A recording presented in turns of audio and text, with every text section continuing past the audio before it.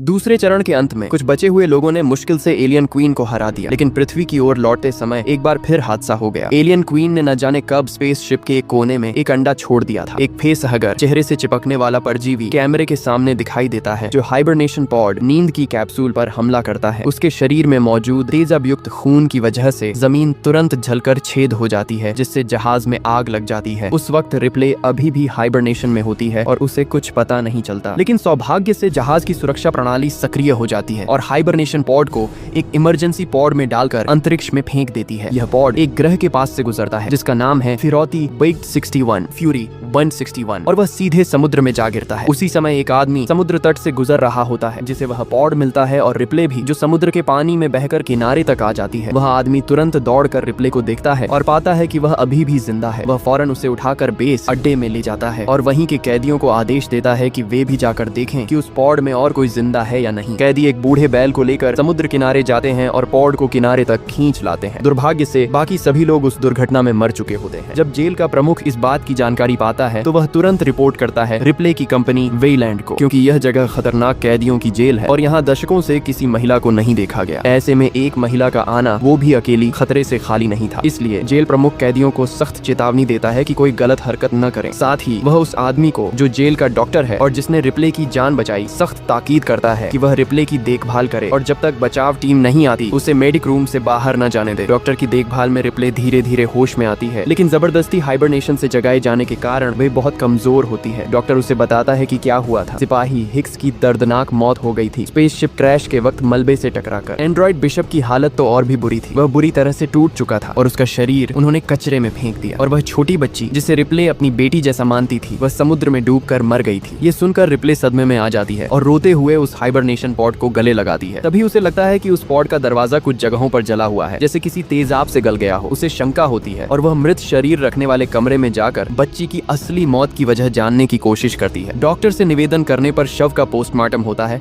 और पुष्टि होती है कि बच्ची की फेफड़ों में पानी था, वह वाकई डूबकर मरी थी। तभी जेल प्रमुख अपने सहायक आरोन के साथ वहां आता है और शव के पोस्टमार्टम पर नाराजगी जताता है, लेकिन डॉक्टर समझाता है कि यह सार्वजनिक स्वास्थ्य की दृष्टि से जरूरी था ताकि किसी वायरस के खतरे की पहचान हो सके। हालांकि एलियन के सबूत नहीं मिले, लेकिन एहतियात के तौर पर हिक्स और बच्ची के शव को जलाने का निर्णय होता है। डॉक्टर जेल प्रमुख को मनाने में मदद करता है, लेकिन रिप्ले की बेचैनी और डर साफ दिख रही थी। फिर वही होता है जिसका उसे डर था। समुद्र से बचाव पॉड खींचने में इस्तेमाल हुआ बैल मर जाता है। जब दो कैदी उसकी लाश को देख रहे होते हैं तो उन्हें उसके अंदर फेसहगर की लाश मिलती है, लेकिन वे नहीं जानते कि यह कितना खतरनाक है। और जैसे ही हिक्स और बच्ची का शव जला दिया जाता है, एलियन का असली खतरा शुरू होता है।